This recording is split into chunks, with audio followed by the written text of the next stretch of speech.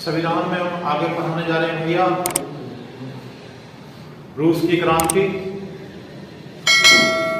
रूस की क्रांति हुई है 7 नवंबर 1917। 7 नवंबर 1917 को रूस की क्रांति, इस क्रांति को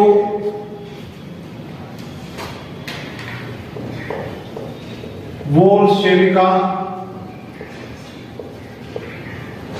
क्रांति के नाम से भी जाना जाता है। बोल्शेविका क्रांति के नाम से भी जाना जाता है। इस क्रांति का नेता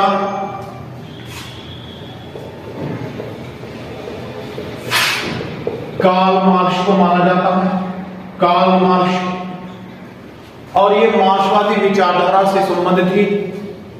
मार्क्सवादी विचारधारा से संबंधित थी। इस क्रांति के होने के बाद इस क्रांति के होने का कारण था कि रूस का समाज 3 भागें नहीं। प्रथम श्रेणी में जो लोग थे इनको कहते हैं प्रथम श्रेणी के जो लोग थे, तो ये उच्च लोग थे। उच्च वर्ग के व्यक्ति। और द्वितीय श्रेणी में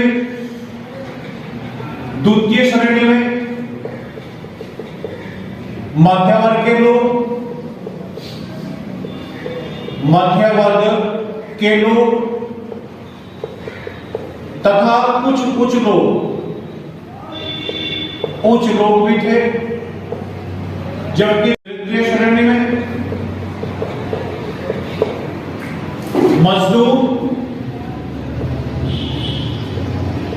दास और निम्न श्रेणी के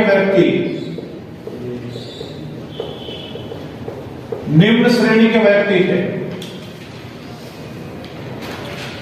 इसी बात को लेकर रूस में क्रांति का नेता जो था लेनिन साहब, इसके द्वारा यह क्रांति होती है।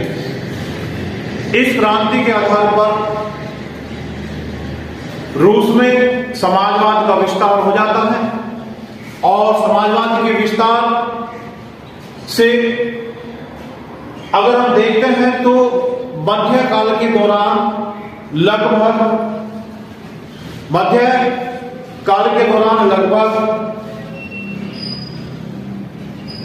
50 देशों लगभग या आधी दुनिया में जो है समाजवाद का विस्तार, स्टालिन समाजवाद को आगे बढ़ाते हैं और समाजवाद का विस्तार हो जाता है। तो अगर हम देख रहे हैं तो संविधान के विकास में रूस की क्रांति का भी योगदान रहा। रूस में भी राजतंत्र के स्थान पर लोकतंत्र के लिए क्रांति हुई और राजतंत्र समाप्त हो जाता है, समाजवाद का विस्तार हो जाता है और धीरे धीरे राजा के जो अधिकार थे वे समाप्त करके जनता के अधिकारों को जो है चीन की। समय है 10 अक्टूबर और 1911। 10 अक्टूबर 1911 को होती है चीन की क्रांति। चीन की क्रांति का नेता होता है, चीन की क्रांति के नेता होते हैं माओ सेतुंग। माओ सेतुंग को भी समाजवादी माना जाता है या मार्क्सवादी कहा जाता है। इनको मार्क्सवादी, क्योंकि मार्क्सवादी के बारे में हम बात करते हैं तो कार्ल मार्क्स के विचारधारा पर ये काम करते हैं, क्योंकि समाजवाद को देने वाले व्यक्ति थे कार्ल मार्क्स।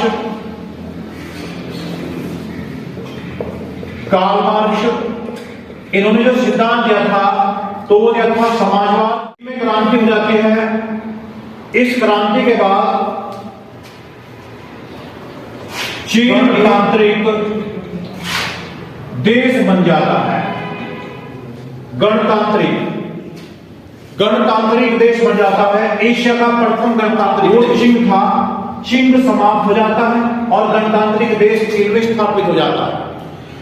फिर भी चीन की क्रांति के समापन के बाद जो वहां का राष्ट्रपिता बनते हैं, उनका नाम था, जो राष्ट्रपिता का दर्जा दिया जाता है सन यात सेन को।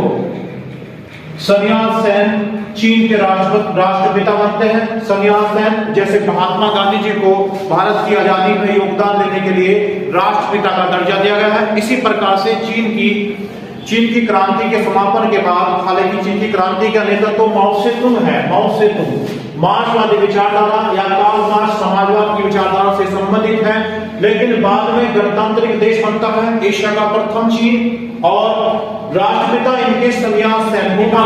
चीन की क्रांति भी यह साबित करती है कि राजतंत्र और लोकतंत्र में किस प्रकार धीरे धीरे विश्व जो है लोकतंत्र की तरफ बढ़ा और एक नई विचारधारा दुनिया में आ जाती है, और उसी से निकलने वाली चीजें या जो महसूस हुआ उसके आधार पर जो कानून बने उसी को हम संविधान कहते हैं। अमेरिका की क्रांति, और अमेरिका ने अपना सबसे पहला संविधान भी जो है लिखित संविधान लिख दिया था, और लिखित संविधान में उन्होंने अपने सबसे पहले जो विचारधारा लेकर आए थे वे थे बिल ऑफ राइट्स, यानी कि मौलिक अधिकार। दुनिया में सबसे पहले आने वाले अनुच्छेद या जो अधिकार माने जाते हैं वे मौलिक अधिकार माने जाते हैं। भारत ने भी इनको जो है अपने संविधान में रखा है, और मौलिक अधिकारों को भी हमने अमेरिका के संविधान से ही लिया है। तो ये बातें हम जानते हैं, और इसी आधार पर हम देखते हैं कि आखिरकार फिर भारत को जो है संविधान बनाने की स्वीकृति कब दी गई, या संविधान के लिए हमने कब कब क्या क्या कहा और क्या क्या हमारे महापुरुषों ने इसके लिए काम किया। तो सबसे पहले हम देख रहे हैं स्वराज प्रस्ताव 1906। संविधान एकदम तो बना नहीं है, भारत ने भी लगातार जो है इसके लिए जो हमारे महापुरुष थे, क्रांतिकारी थे, वे अपने संविधान को बनाने के लिए और अंग्रेजों से या ब्रिटिश साम्राज्य से अपनी आजादी के लिए काम कर रहे थे। तो सबसे पहले हमारे यहां हम देखते हैं स्वराज प्रस्ताव आता है। स्वराज प्रस्ताव, स्वराज प्रस्ताव आया है 1906 में। स्वराज प्रस्ताव के बारे में हम देखते हैं 1906 में कलकत्ता का अधिवेशन हो रहा है कांग्रेस का। कांग्रेस की स्थापना तो पहले ही हो चुकी है। हमारे नौरोजी बने थे जो पारसी धर्म के हैं, पारसी धर्म के एक सामाजिक व्यक्ति हैं, दादा भाई नौरोजी बने थे। इन्होंने सबसे पहले जो है कलकत्ता अधिवेशन में जो है स्वराज की मांग की थी, स्वराज प्रस्ताव पेश किया था। स्वराज का मतलब होता है अपना शासन, स्वयं का शासन, अपना राज। स्वराज के लिए कई बार बातें आपके सामने आई, कई बार इसके बारे में जो है हमारे महापुरुषों ने कहा। तो कलकत्ता में इसकी जो है सबसे पहले बात की थी स्वराज प्रस्ताव के दादा भाई नौरोजी ने। स्वराज पार्टी की स्थापना भी की गई थी भारत में। स्वराज पार्टी की जो स्थापना की गई थी तो वो की थी 1923 में। 1923 दो व्यक्ति हैं इसके संस्थापक, एक का नाम था सीआर दास, कह सकते हैं आप इसको सीआर दास, यानी कि चित्तरंजन दास, डायरेक्ट जो हम थोड़ा जल्दी लिख रहे हैं, सीआर दास, चित्तरंजन दास, और दूसरे थे मोतीलाल नेहरू। मोतीलाल नेहरू थे। इन दोनों ने जो है इस पार्टी की स्थापना की थी 1923 में। उसके बाद 1925 में फिर से हम देखते हैं तो 1925 में फिर जो है 1925 में फिर संविधान के लिए जो है स्वराज संविधान के लिए जो है संविधान सभा का प्रस्ताव पेश किया गया था। स्वराज के बाद 1925 में संविधान सभा का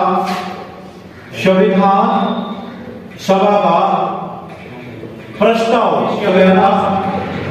1925 में संविधान पेश किया था विठल भाई पटेल ने, सरदार वल्लभ भाई पटेल के भाई थे विठल भाई पटेल। इन्होंने पहली बार जो है संविधान सभा का प्रस्ताव 1925 में पेश किया। उसके बाद फिर पूर्ण स्वराज की मांग की गई थी 1925 में। 1929 में की गई थी स्वराज प्रस्ताव की मांग।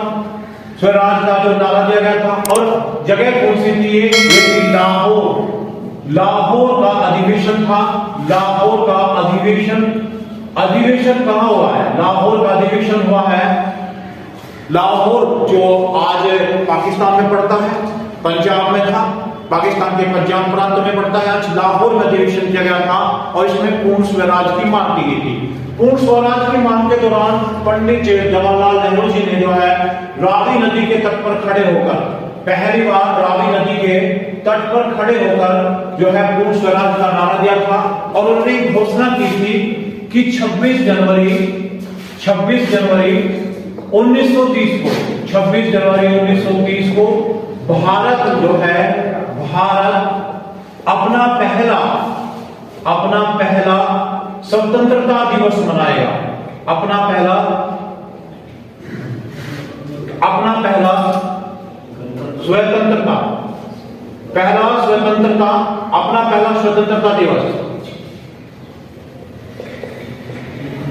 स्वतंत्रता दिवस मनाएगा। स्वतंत्रता दिवस हम पहले जो है 26 जनवरी को अपना पहला स्वतंत्रता दिवस मनाएंगे। कहां जाके आजाद हो जाएंगे, स्वतंत्रता दिवस मनाएंगे। तो इतिहास में 26 जनवरी का महत्व यहीं से माना जाता है। 26 जनवरी का महत्व इतिहास में यहीं से माना जाता है। इससे पहले 26 जनवरी का कोई कहीं जिक्र नहीं है। 26 जनवरी का यहीं से जो है महत्व बढ़ जाता है। इसलिए हमने फिर हमने 26 जनवरी 1950 को गणतंत्र दिवस के रूप में, या गणतंत्र दिवस जो है गणतंत्र दिवस पूर्ण संविधान को हमने इसमें लागू कर दिया था। कब? 26 जनवरी। लेकिन इससे पहले भी एक तारीख है हमारी, वो है 26 नवंबर। 26 नवंबर बहुत ही महत्वपूर्ण तारीख और सन था 1949। पहली बार हमने 26 नवंबर 1949 को संविधान का 2/3 हिस्सा लागू किया था। संविधान का 2/3 का मतलब होता है 2/3 हिस्सा हमने 26 नवंबर 1949 को लागू किया था। लागू करके हमने संविधान को देखा था कि किस प्रकार से काम करता है 26 नवंबर 1949, और इसीलिए हम 26 नवंबर 1949 को ही संविधान दिवस के रूप में मनाते हैं। संविधान 26 नवंबर है, जबकि 26 जनवरी क्या है हमारा, यह है गणतंत्र दिवस।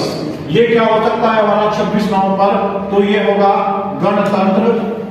गणतंत्र दिवस। ये गणतंत्र दिवस होगा 26 जनवरी। तो 26 जनवरी को गणतंत्र दिवस है, 26 नवंबर जो है संविधान दिवस है, ये बनाया गया। लेकिन एक बात और है कि गणतंत्र बहुत ही महत्वपूर्ण है। अगर हम गणतंत्र के बारे में देखना चाहेंगे कि गणतंत्र आखिरकार क्या होता है, इसका आपसे यह भी पूछा जा सकता है कि गणतंत्र किसे कहते हैं। जैसे हम जानते हैं स्वतंत्रता या स्वतंत्र किसे कहते हैं, तो स्वतंत्र का मतलब होता है फ्रीडम या आजादी होता है। जबकि गणतंत्र का अर्थ अगर आपसे पूछे कि गणतंत्र का अर्थ क्या होता है, तो गणतंत्र का अर्थ भी आपको पता होना चाहिए। और गणतंत्र का अर्थ होता है जिस देश का राष्ट्र अध्यक्ष या राष्ट्रपति जनता के द्वारा चुनकर आता हो, जनता के द्वारा चुना जाता हो, ना कि वंशानुगत हो, उसी को हम गणतंत्र कहते हैं। ऐसे क्वेश्चन कर सकते हैं कि गणतंत्र दिवस जो है किस दिन को मनाया जाता है, तो गणतंत्र मनाया है 26 जनवरी को, क्योंकि हमने फिर क्या काम किया, 2/3 हिस्सा तो ये था हमारे पास, और 1/3 हिस्सा जो बच गया था हमारा शेष, इस सारे हिस्से को जो है 26 जनवरी को जो है भारत में लागू कर दिया 1950 में। और संविधान दिवस जो है इस तारीख से जो है संविधान बनाने की, तो संविधान इतना आसानी से बनने वाला तो था नहीं।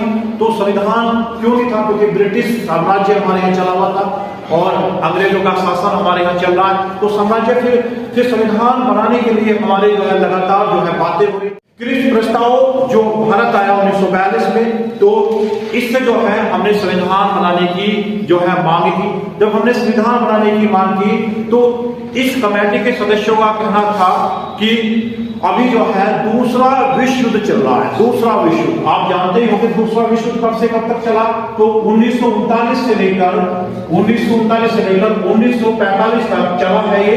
लेकिन कहानी तो बीच की है, यानी कि 42 की बात चल रही है। तो दूसरा विश्व युद्ध चल रहा है 1939 से लेकर 45 तक। तो इस समिति ने हमें कहा कि जैसे ही दूसरा विश्व युद्ध समाप्त हो जाएगा, हम आपको जो है संविधान बनाने की स्वीकृति दे देंगे। क्योंकि अंग्रेज तो जान ही चुके थे जैसे ही समय चल रहा है कि भारत को अधिक समय तक अब गुलाम नहीं रखा जा सकता, तो अंग्रेज उधर तो दूसरे विश्व युद्ध में लड़ रहे हैं, इधर भारत में भी बहुत सारे आंदोलन हो रहे हैं, क्रांतिकारी आंदोलन भी हो रहे हैं। और इस आधार पर भारतीय क्रांतिकारी और आंदोलनकारियों ने अंग्रेजों की नाक में दम भी कर रखा है। तो इसी समय की बात है, उधर अंग्रेज जो है दूसरे विश्व युद्ध में फंसे हुए हैं। तो लग रहा था कि भारत अब आजाद हो जाएगा, तो भारत लगातार दबाव बना रहा है कि हमें संविधान बनाने की स्वीकृति दे दी जाए। तो इसलिए एक कमेटी आई हुई थी कृषि प्रस्ताव 1942। तो उसी समय दूसरा विश्व युद्ध का जो है इन्होंने बहाना बनाया कि भाई दूसरा विश्व युद्ध चल रहा है और दूसरा विश्व युद्ध जैसे ही समाप्त हो जाएगा, हम आप लोगों को संविधान बनाने की स्वीकृति दे देंगे। अब इसी बात को लेकर जो है गांधी जी नाराज हो गए। गांधी जी ने कहा कि तुम तो हमें जो है पोस्ट डेटेड चेक दे रहे हो, यानी कि क्या दे रहे हो आप हमें पोस्ट डेटेड चेक, यानी कि ये कैसा चेक है, पोस्ट डेटेड चेक, डूबते हुए बैंक का चेक। इसे बोल सकते हैं आप डूबते हुए बैंक का चेक हमें पकड़ा रहे आप, यानी कि जो बैंक ही नहीं है या डूबा हुआ बैंक है उसका चेक, कंगाल बैंक का चेक दे रहे। यानी कि क्यों कहा गांधी जी ने इस बात को, देखे यहां क्योंकि 1942 का समय है, दूसरा विश्व युद्ध बढ़वार चल रहा है और दूसरा विश्व इसी विश्व युद्ध का कोई समय नहीं है कि ये 1945 में समाप्त हो जाएगा। हालांकि 1945 में समाप्त हो गया, लेकिन घटना 42 में चल रही है, तो कोई जरूरी नहीं है कि ये 1945 में समाप्त हो जाएगा। पता नहीं कितने साल चल जाए, ये 10 साल, 50 साल, 100 साल तक भी चल सकता है, इसका कोई समय नहीं है। तो गांधी जी को यहाँ गांधी जी ने कहा था कि आप हमें क्या दे रहे हैं, पोस्ट डेटेड चेक दे रहे हैं कि कब तो दूसरा विश्व समाप्त होगा, कब भारत को संविधान बनाने की मंजूरी दी जाएगी। तो इस बात से जो है उसी समय, हालांकि दूसरी घटना भी है, मुस्लिम लीग पार्टी जो भारत में है, मुस्लिम लीग पार्टी की स्थापना 1906 में हुई थी ढाका में। तो मुस्लिम लीग पार्टी लगातार प्रभावी होती चली गई। तो मुस्लिम लीग पार्टी जो है केवल किसकी मांग करती है, अलग से पाकिस्तान की मांग करती है, अलग से पाकिस्तान जो है मांग कर रही है। 1942 के इस प्रस्ताव के बारे में बात करते हैं, तो ये प्रस्ताव जो है असफल रहा। तो इसको फिर 1942 में लगभग 11 अप्रैल का समय था, 11 अप्रैल को जो है ये वापस ले लिया गया 1942 को। तो इससे नाराज बहुत संख्या है, बहुत सारे भारतीय लोग इस प्रस्ताव से पूरे नाराज थे, क्योंकि इसमें हमें उम्मीद लग रही थी कि हमें संविधान बनाने की स्वीकृति मिल जाएगी। तो ये वापस ले लिया गया और वापस जब ले लिया गया तो फिर नाराजगी के कारण ही भारत में एक नया आंदोलन चला जिसका नाम है भारत छोड़ो आंदोलन। क्या आंदोलन था ये? भारत छोड़ो आंदोलन शुरू कर दिया गया, भारत छोड़ो आंदोलन। ये भारत छोड़ो आंदोलन शुरू कर दिया गांधी जी के द्वारा, भारत छोड़ो आंदोलन। और इस आंदोलन में जो है गांधी जी ने नारा दिया था, करो या मरो का नारा, करो या मरो का नारा। इस आंदोलन का प्रभाव पूरे भारत में पड़ा, बहुत सारा, यानी मुंबई या जहां से ये शुरू किया गया, बहुत सारे क्रांतिकारी या जो भारतीय आजादी के लिए काम करने वाले महापुरुष थे उन्हें कैद भी कर लिया गया था। तो ये आंदोलन शुरू किया गया था। तो अभी हमें संविधान बनाने की स्वीकृति नहीं दी गई। संविधान बनाने की स्वीकृति आने वाले अगला जो प्रस्ताव भारत में आएगा उसके अनुरूप जो है दी जाएगी, जिसकी हम कल आपकी क्लास लेंगे। तो हमारी क्लास यही समाप्त होती है आज। अगली क्लास जो है, सबको नमस्कार भाई।